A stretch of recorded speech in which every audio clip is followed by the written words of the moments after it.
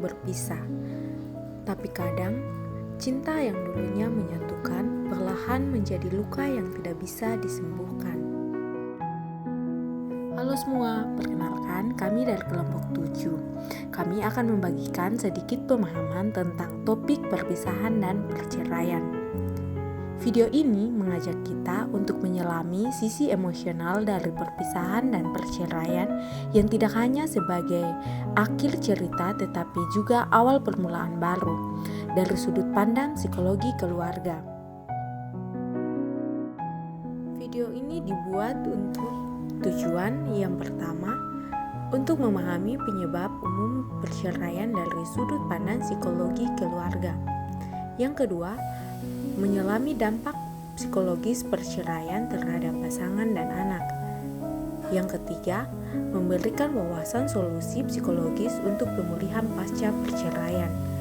Dan yang keempat, meningkatkan empati dan cara komunikasi sehat di tengah krisis keluarga. Teori psikologi tentang perceraian. Menurut psikologi keluarga, perceraian adalah proses hukum yang mengakhiri ikatan pernikahan. Faktor penyebab antara lain komunikasi yang buruk, kekerasan, perselingkuhan, atau tidak adanya kecocokan. Dampaknya bisa signifikan bagi pasangan maupun anak.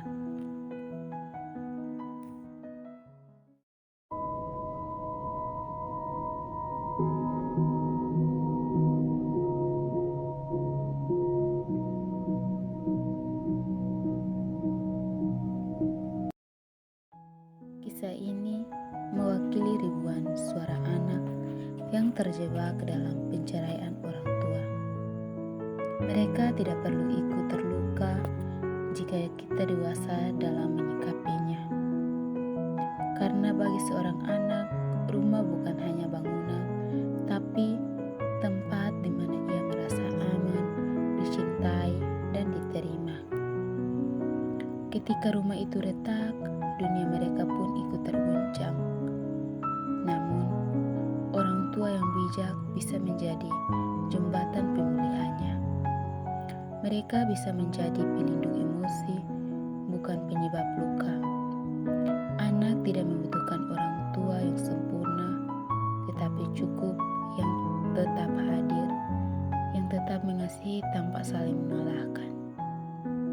Saat orang tua memutuskan untuk berpisah, anak tidak seharusnya kehilangan kedua orang tuanya sekaligus.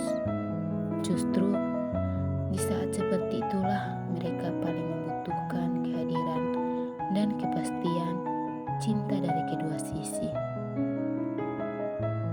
Sebab, perceraian bukan hanya perpisahan suami dan istri, tapi juga ujian kematangan untuk tetap menjadi ayah dan ibu, meski dalam bentuk yang berbeda. Dalam simulasi yang ditampilkan, kita melihat sebuah potret nyata yang kerap terjadi dalam kehidupan keluarga yang mengalami perceraian. Anak berada di tengah ketidakpastian dan terjebak dalam konflik yang tidak ia ciptakan. Ia harus mendengar bahwa orang tuanya tidak lagi bersama, namun pada saat yang sama tetap diminta untuk merasa aman dan dicintai. Ini adalah beban emosional yang besar bagi seorang anak. Dari sisi psikologis keluarga, situasi ini menunjukkan pentingnya komunikasi yang hangat, jujur, dan sesuai dengan usia anak. Anak perlu mendapatkan penjelasan bahwa perceraian bukanlah kesalahan mereka. Rasa bersalah, takut ditinggalkan, atau salah satu pihak adalah reaksi psikologis umum yang harus dipahami dan ditangani dengan empati. Orang tua yang dewasa secara emosional tidak akan memaksa anak untuk memilih pihak, tapi justru akan saling bekerja sama untuk memastikan kebutuhan emosional anak tetap terpenuhi.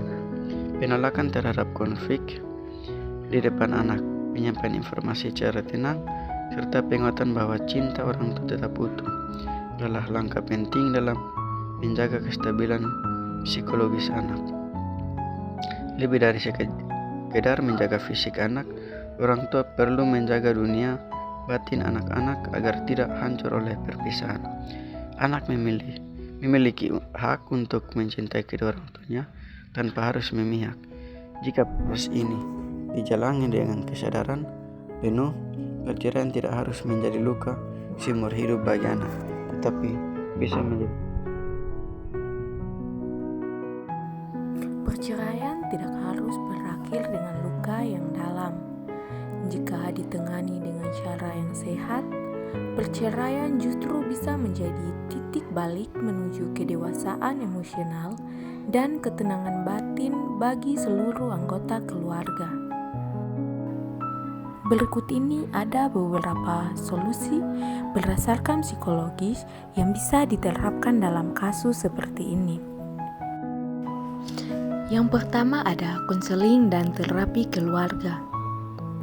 Konseling bukan tanda bahwa seseorang lemah, tetapi berani untuk mengakui bahwa ada luka yang perlu dipulihkan. Dengan bantuan profesional, pasangan dan anak dapat mengungkapkan perasaan, mengurai konflik, dan belajar menyembuhkan luka batin.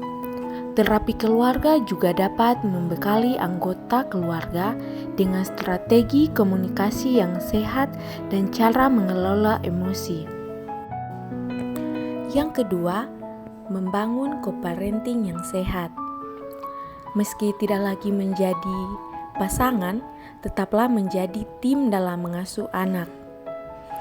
Buatlah keputusan bersama yang berpihak pada kepentingan terbaik anak. Hindari menjadikan anak sebagai pesan antar, konflik, atau sebagai tempat pelampiasan emosi negatif. Co-parenting yang sehat mencerminkan kedewasaan dan cinta yang tidak bersyarat. Yang ketiga, ada komunikasi pasca cerai yang dewasa dan terbuka.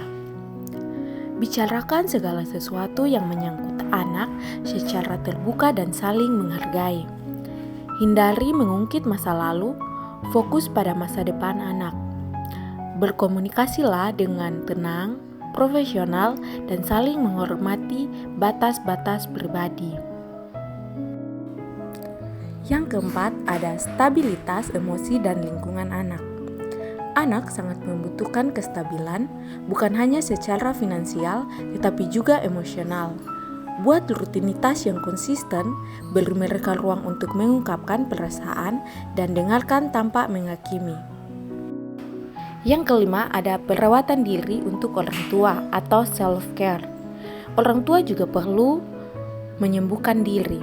Luangkan waktu untuk refleksi, memperbaiki relasi dengan diri sendiri, dan membangun kehidupan baru yang sehat.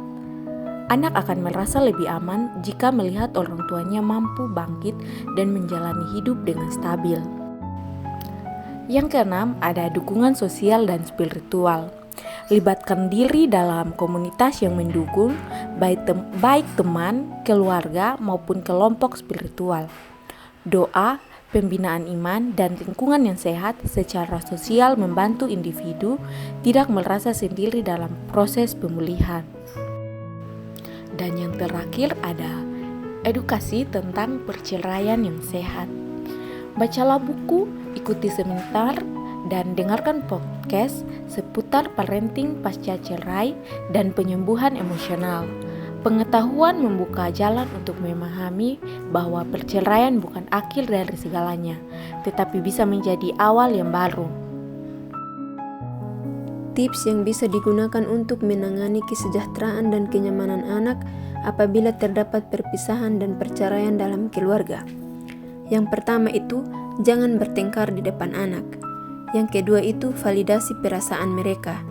Yang ketiga itu, bicaralah dengan jujur, bukan dengan kemarahan. Yang keempat itu, beri waktu anak beradaptasi. Karena yang mereka butuhkan bukanlah rumah yang mewah, melainkan rumah yang tenang meski dalam dua tempat. Yang terakhir itu pesan penutup. Perceraian bukanlah tentang menyerah, melainkan keberanian untuk berhenti saling menyakiti. Dan meski cinta sebagai pasangan telah berakhir, namun cinta sebagai orang tua tidak pernah hilang dan berakhir. Karena terkadang mencintai berarti bisa melepaskan dengan damai.